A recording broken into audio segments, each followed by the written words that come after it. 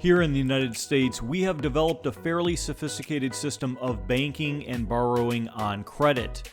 Interest rates set by the Federal Reserve and other central banks help shape monetary and fiscal policies, allowing companies and individuals to take advantage of leverage, which can help businesses expand beyond what would normally be possible.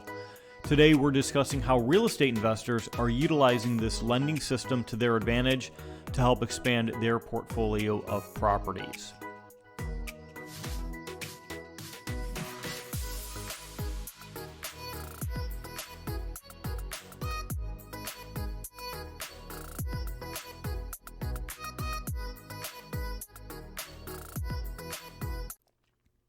Welcome to episode number 4 of the Stacking Houses podcast, where we're helping working professionals create a solid plan B, a side hustle of passive streams of income through real estate investing.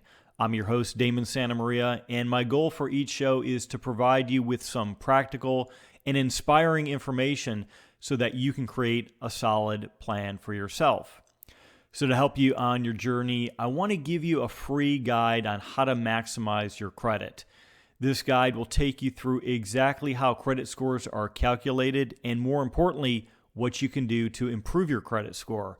And I've personally used this guide to help increase my credit score as well, so I practice what I preach. The goal is to get your credit scores as high as possible before you start applying for loans.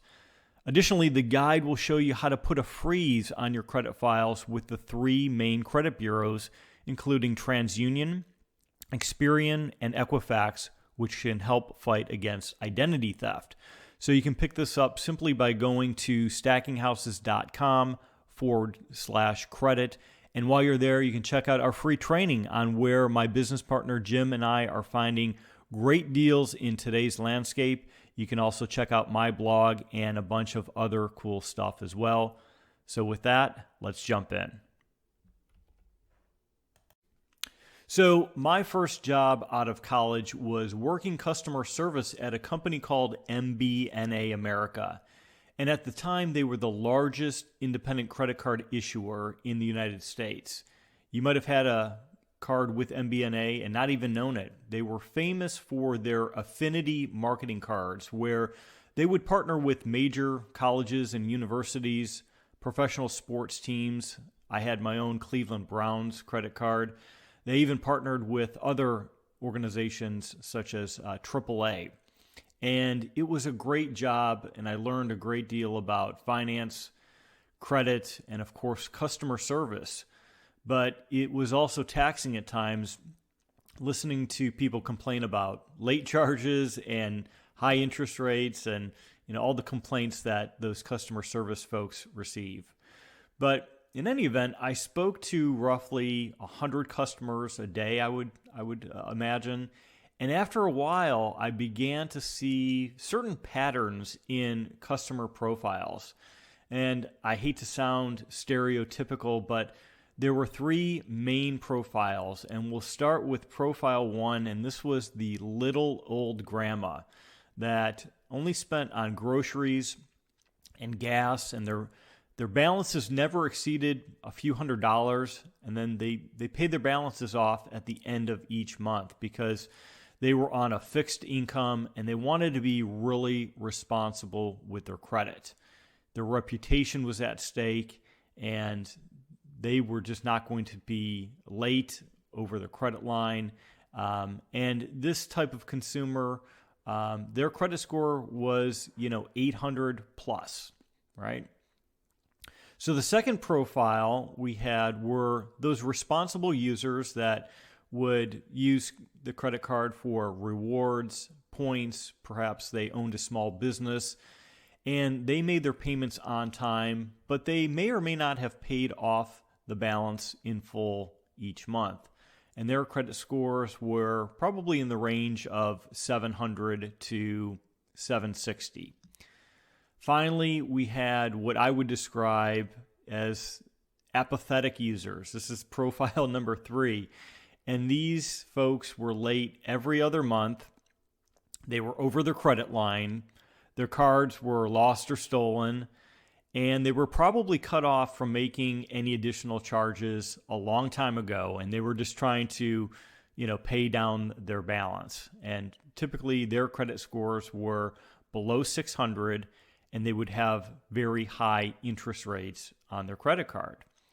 And so for each profile, I could quickly see how much interest and fees were assessed over the last rolling 12 months. So I bet you can guess which profile paid the most in fees each year. And of course, that was profile number 3. And credit is an amazing thing that we have here in America. Many countries lack that sophisticated lending system that sometimes we take for granted here in the States. But with this advantage comes great responsibility. So those who use credit wisely can literally leverage their way to riches in real estate. And that's why I want you to have the best credit possible. The next point I want to make is a real world example of how your credit score can either put a tremendous amount of money in your pocket or cost you a lot of money. And this is done through interest rates. And because we're talking about real estate, I'm going to do a quick math exercise to show you exactly how much this can cost you if you're not careful. So let's say for this example, there are twins. We'll call them Dave and Buster. And they each want to buy a $200,000 property. Now, Dave is responsible and has earned himself a stellar credit score of 800. And Buster, not so much. He's been pretty lax throughout life, and his credit score is 600. Now, when they go to apply for a 30-year fixed rate loan, which is what I recommend, they're going to each put down 20% or $40,000, leaving a remaining finance balance of $160,000. So Dave, in this example, will be getting an interest rate of 4%, and Buster will get an interest rate of 5%, a 1% difference. And actually, it's probably closer to a 20% difference, right, between 4 and 5% when you do the math. But in, I guess, nominal terms, we're talking about a 1% difference between 4 and 5%. Now, using my trusty calculator, I can quickly see that Buster will be paying $34,000 more for his loan than his responsible brother Dave. And I don't know about you, but $34,000 is a good chunk of change just for making sure that your credit is in good shape. And this happens every day, whether we're talking about a loan for a rental property or an investment property, or we're talking about your interest rate on your credit cards. This happens on an everyday basis, and it's because banks and lenders are assigning risk to each loan, and the only way they know how to do this is by giving you an interest rate that's commensurate to how you have used credit in the past. So as I look back over the last 10 years, I'm very thankful that I've used credit wisely. Currently, I have 7 figures worth of debt. Of course, this is different than saying I'm in debt 7 figures, right? One implies that you're on the verge of bankruptcy, while the other means, in my case, that your assets far exceed your debt, and the cash flow from those investments not only support the monthly payments, but it also puts a tremendous amount of cash in your pocket. And this is how the rich play the game and get even richer. And of course, there is a difference between good debt and bad debt.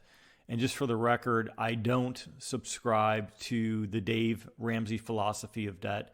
I don't really listen to him or follow him, but I believe his stance is that all debt is bad, which simply is not true.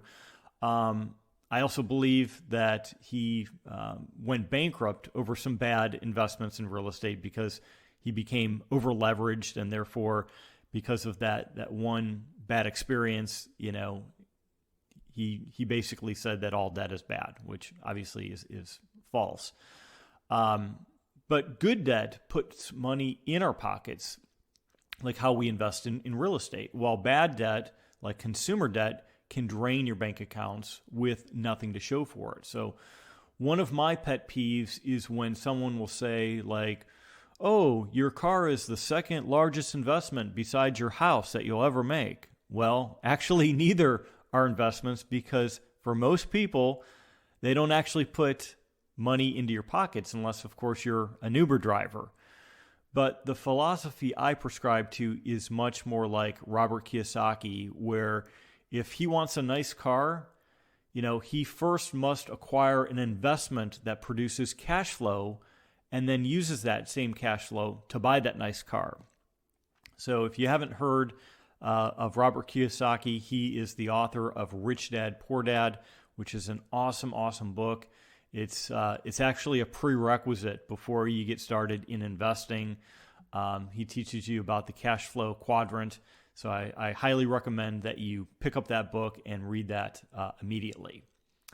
So the last thing I want to discuss is Donald Trump. And don't worry, this isn't a political rant, but long before Donald Trump became the 45th president, he was, of course, a very successful businessman, and might I add, a real estate investor.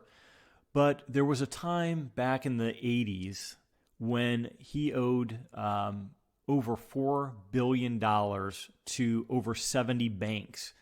And he used this $4 billion so that he could expand his various businesses, his casinos, his real estate projects, etc. Then in the early 90s, he was forced to declare Chapter 11 bankruptcy, which is restructuring. And so, the story he told was he was walking down the street one day soon after falling on hard times, and he passed by a homeless person, and he thought to himself that homeless guy on the street that had no money was richer than he was because he had so much debt, right? And as the old saying goes, if you owe someone $4 million, you have a problem. But if you owe them $4 billion, then your lenders have a problem, right? And so it allowed him to file Chapter 11, reorganize his debt, restructure, and of course he went on to become the president.